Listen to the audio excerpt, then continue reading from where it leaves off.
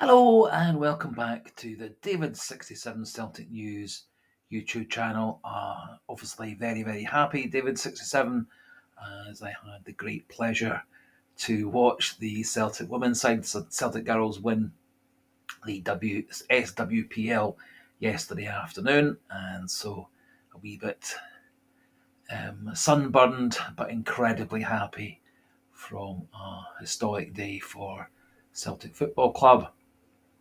First time ever that a man's team and women's team from the same club has won the league season in the same season.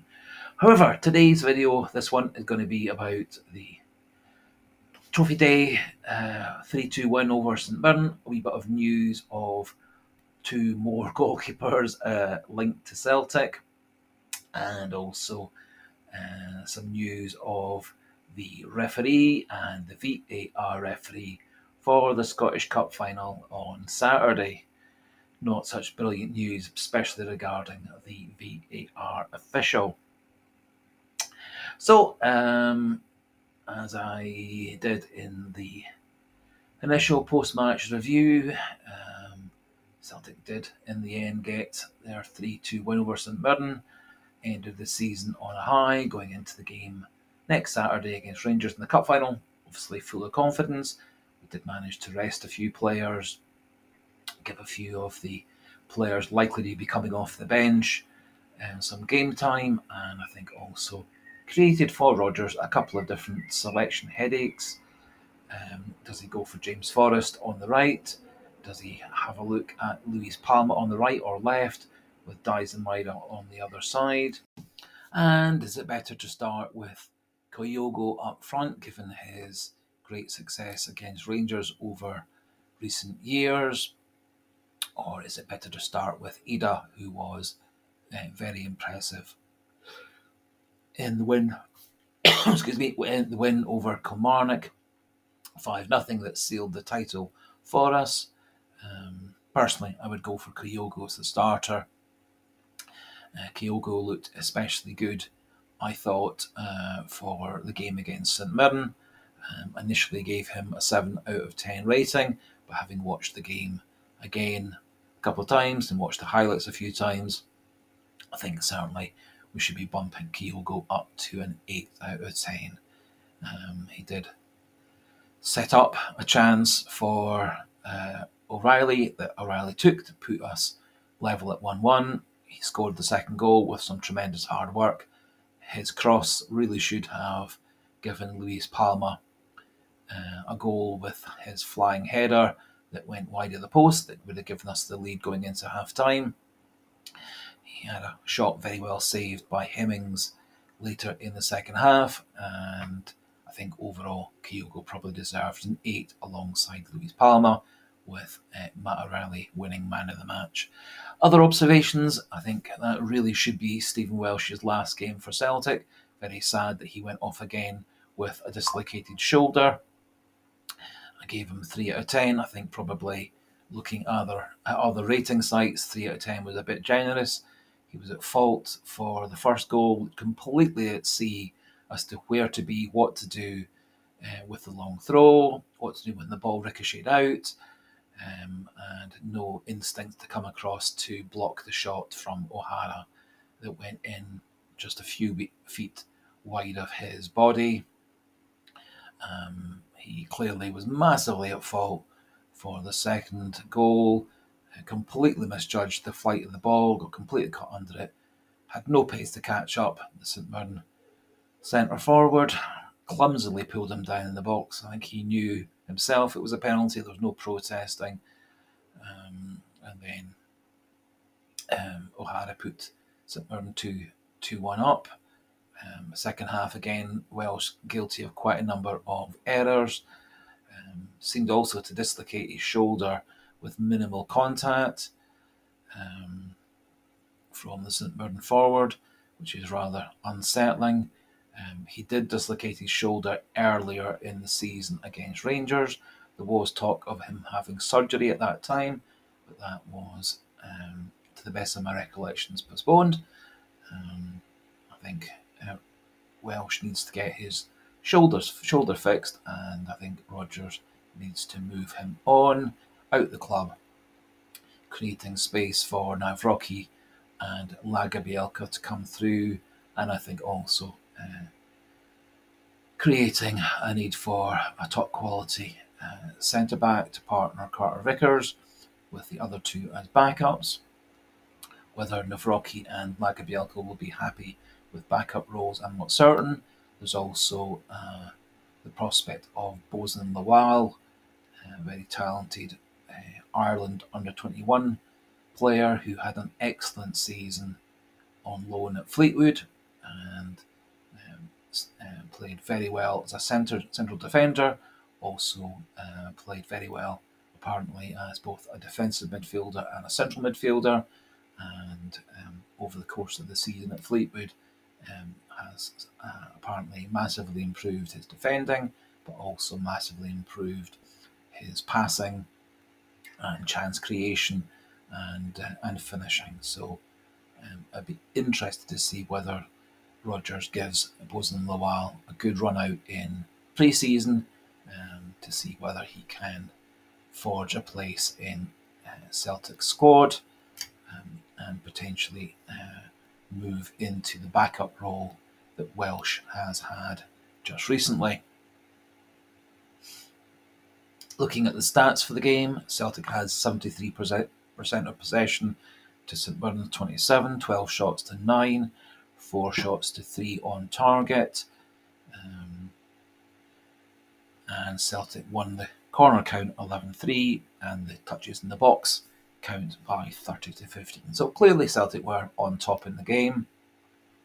St Mirren used the chances that they got very well. I don't actually recall the save that Joe Hart made. He really had no chance with either of O'Hara's goals. I thought overall Celtic played well. Anthony Ralston didn't do too badly. Nawrocki didn't do too badly.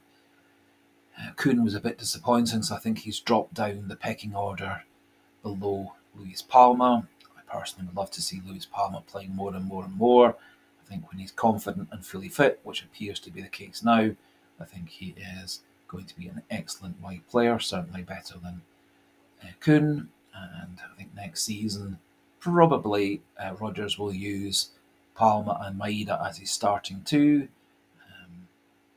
with Forrest being a regular player coming off the bench and starting on occasions, and potentially using Forrest in the same role next year as he did this year, using him as an experienced starter when the games get more high pressure. James Forrest still has a couple of years, I think, at the highest level, certainly playing in Scotland, maybe not so much playing in Europe, but I personally think that Luis Palma has the potential to get better and better and be more of a force in Europe. And we have to remember he did actually score a couple of goals in the Champions League for us. I think also if Dyson Maeda can keep on playing the way he has just recently, I think he too will be a big positive resource for us in Champions League football next season. So, good end to the season. Lots of players getting game time. A few players such as Johnston and Carter Vickers getting a nice rest. Brilliant farewell to Joe Hart from the Celtic crowd. And we move on to the cup final next Saturday against Rangers. So I thought it would be fun just at this point to pop in the goals from the game on Saturday against St Mirren and also the trophy celebrations as well. So pop that video in now and then we'll crack on with the news section of today's video.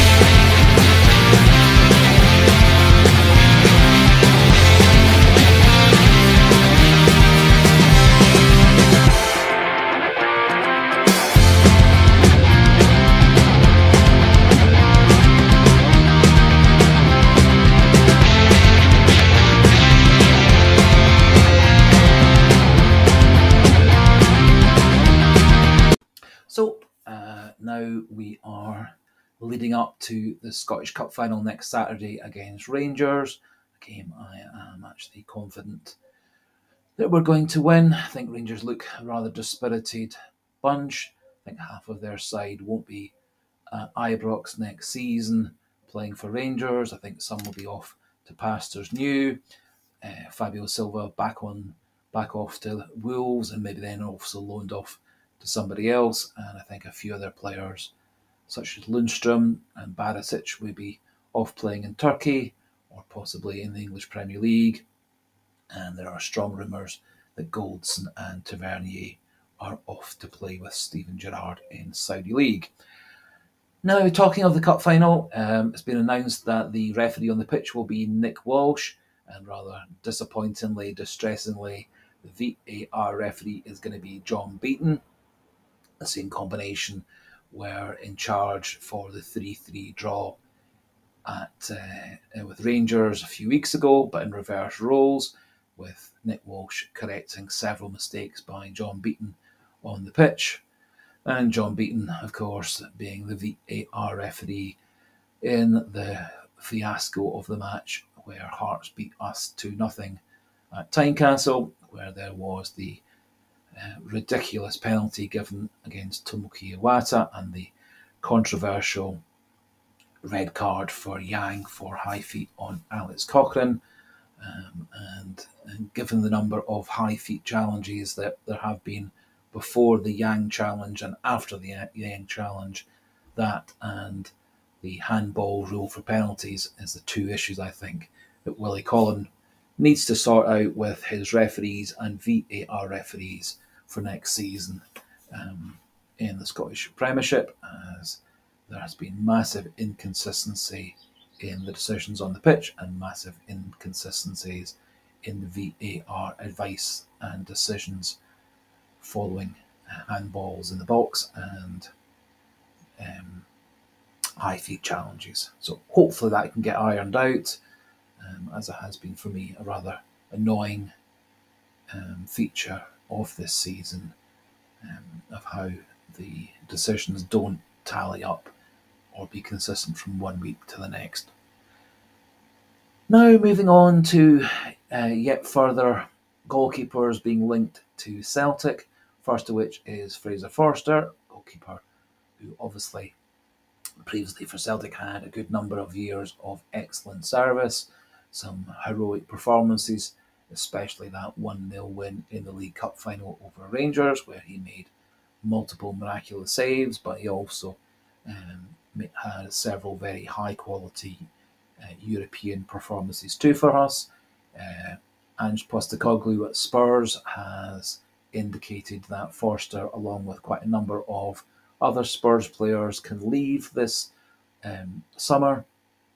I would imagine that Forster at age 36 would probably attract 1 or 2 million, although I haven't seen anything official. Question then is whether we want to have a 36-year-old goalkeeper replacing a 37-year-old goalkeeper. Probably relies largely on whether Forster sees himself having only a year or two more as a goalkeeper, or whether he's similar to Craig Gordon and Alan McGregor, is looking to be a goalkeeper into his 40s. I think Forster might well be a temporary good measure if he is looking to have a longer career, with the possibility of Forster being our goalkeeper for a year or two, whilst bringing through a young, promising top-level goalkeeper to take over from him in the long run. I personally would prefer just to go for a number one starter in their mid to late 20s as being the best option. And Arijanet Çakır, the Turkish goalkeeper, appears to be one of the options, and over the last 24 hours, another goalkeeper has emerged as being a Celtic target, Arijanet Muric of Burnley. Burnley just got relegated back down to the English Championship. Muric is a Kosovan international, played 36 times for the Kosovan full international team. He actually was born in Switzerland, and his early goalkeeping experience was in youth systems in a couple of Swiss clubs. He then moved at 17 to Man City's academy, and since that time in 2015 he's played on loan at a number of clubs in Holland and in Spain and in Turkey, and in 2022 was transferred to Burnley and was their goalkeeper throughout their championship winning season. However, he dropped to number 2 in the season just ended. Um, and it is thought that Burnley will be looking to offload Muric and go with their current number 1 and bring through new younger goalkeepers in the English Championship. And so Muric is thought to be available. Asking price is varying between 7 million and 10 million, depending on which journalist and transfer site you believe. Muric, 25 years old. His contract has 2 more years to run at Burnley, and he is 1 metre 98 in height, so a good size for a goalkeeper. Over the last season for Burnley in various competitions, 14 games and 2 clean sheets.